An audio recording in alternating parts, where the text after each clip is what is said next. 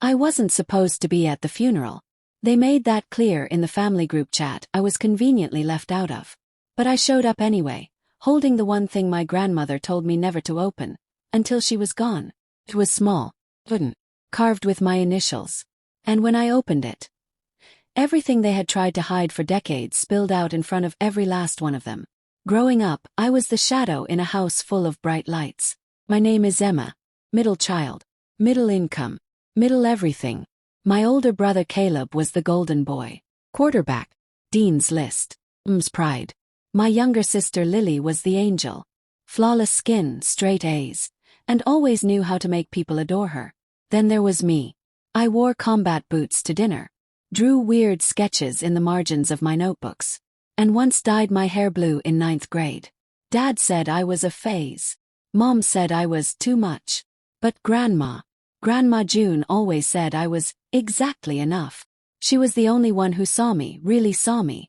She called me her mirror, said I had her fire, her silence, her stubborn spine. She used to sneak me cookies when I got grounded. She framed my first sketch like it belonged in a gallery. And when my parents scoffed at the idea of me becoming an artist, she told me to create anyway. Because truth has to live somewhere, and sometimes it lives in ink. When I was 15, she gave me the box. A small cedar thing with brass hinges and my initials burned into the lid. Her hands were shaking when she handed it to me. "Don't open it," she said. "Not until after I'm gone. Not until they forget you on purpose." I didn't understand what she meant back then. But I nodded, took the box, and hid it in the deepest corner of my closet, underneath my charcoal sketches and paint-stained hoodies. The years passed like bruises that never fully healed. Family gatherings were performances where I played the ghost. Caleb would recount his business wins like he was pitching to investors.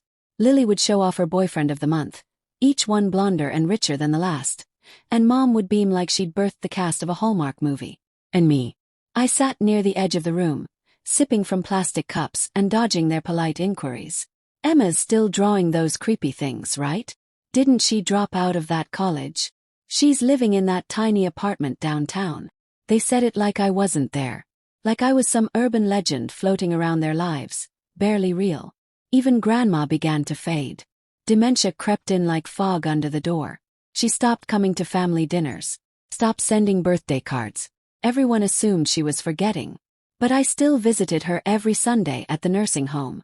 I brought ginger snaps and vanilla yogurt, her favorites. I'd sit beside her even when her eyes glazed over. And then one day she looked at me and whispered, "Emma." Name. Clear as crystal. "They took it," she said, grabbing my hand. "Took what, Grandma?" "My words. My truth. That box. Don't forget the box." She died 3 weeks later. Nobody told me. Not my parents. Not Caleb. Not Lily. I found out through a friend of hers, Mrs. Whitaker, who messaged me on Facebook. "I'm so sorry, sweetheart. I saw your name wasn't listed in the program. I thought maybe you moved." I didn't cry. I didn't scream. I packed my sketchbook, put on my black jeans and combat boots, and went anyway. The church smelled like lilies and old wood. Everyone was there. Caleb in a tailored suit, Lily in some designer black dress, and my parents standing front and center, acting like they hadn't slowly erased Grandma from our lives. Caleb gave the eulogy. Course. It was a beautiful speech, filled with stories he never lived. Lily cried softly into her silk handkerchief. Even Mom dabbed her eyes. No one noticed me. Not until the will reading. It was held in a side room of the church. A mix of solemnity and tension filled the air. Mr. Howard, Grandma's old lawyer, stood at the front with a sealed envelope and a portable tape recorder. "To my first grandson Caleb," he read, "I leave my wedding ring and the heirloom china set." Murmurs of approval. "To my beloved Lily, I leave the remaining balance of my art trust." Soft clapping. My name wasn't mentioned. Mr. Howard cleared his throat. "There is one more item. Not in the will itself, but personally delivered to me 2 years ago. For Emma." Heads turned like I'd just been dragged in from the street. He handed me a small envelope. Inside, a note written in Grandma's handwriting. "Open the box." I reached into my coat and pulled it out. The cedar box. Their eyes widened. I opened it slowly. Inside were yellowed receipts, faded photographs, and a cassette tape labeled Play me. Mr. Howard inserted it into a player. And then I heard her voice. If you're hearing this, it means I'm gone. And I finally get the last word. The room fell to a whisper. Caleb, she said. You forged my signature 3 years ago. Emptied my savings account. You thought I didn't know. I did. His face went ghost white. Lily, the paintings you've been selling as your own. They were mine. All of them. The originals are with Emma. And to the rest of you. You spent so much time pretending Emma didn't exist. But pretending doesn't make it true. It just makes you blind. Silence. The kind that buzzes in your ears. Then she added, Emma, you're my legacy. You're the one who watched. The one who stayed. I'm sorry I let them erase you for so long. This box holds everything they'll deny. But you don't need their belief to hold the truth. Just open it when the time is right. And burn what needs burning. The tape clicked off. No one moved. Mr. Howard gathered the papers like nothing had happened. But the damage was already done. I stood up. Walked out without saying a word. My boots echoed down the aisle. No one followed me. For 2 days I didn't answer my phone. Not the calls from Caleb, not the texts from Lily, not the vague, guilt-laced voicemails from my mother. I didn't want explanations. I wanted distance. On the 3rd day, I walked into the storage unit where Grandma's originals sat, wrapped carefully in cloth just like she taught me. Her signature was in the corner of every canvas. Proof. With legacy. I posted one to my portfolio website. Quietly. No fanfare. 2 days later, I got an email from the director of a local museum. He wanted to meet. Said the work looked familiar. Said it looked like something powerful, hidden too long. The meeting was quiet. Professional. Emotional. He offered a gallery.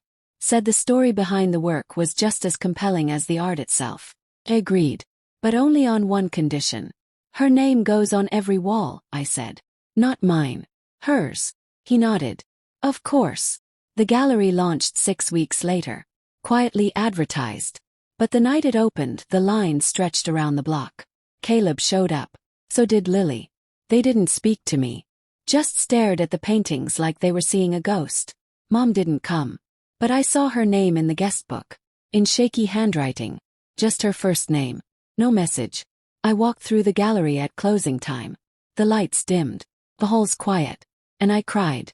Not because I was sad. But because Grandma finally got her voice back. That night, I burned the last item in the cedar box. A letter she wrote but never mailed. Addressed to my mother. In it, she said everything she never got to say in person. About love. About resentment. About choosing silence over truth. I didn't read the whole thing. Just enough to know it wasn't mine to keep. I let the fire consume it. Then I watched the flames until nothing was left but ash. Sometimes revenge isn't loud. Sometimes it's a painting hanging on a wall. Sometimes it's a tape recorder in a lawyer's hand. Sometimes it's a girl walking out of a funeral with her head high. And sometimes it's just a box. Carved with your initials. Waiting. If this story touched something in you, if you've ever been the invisible one, the forgotten one, the one they never thought would rise, then let this be your reminder. You don't need to scream to be heard. You just need to light the match. Don't forget to like, subscribe, and share this story if it made you feel something.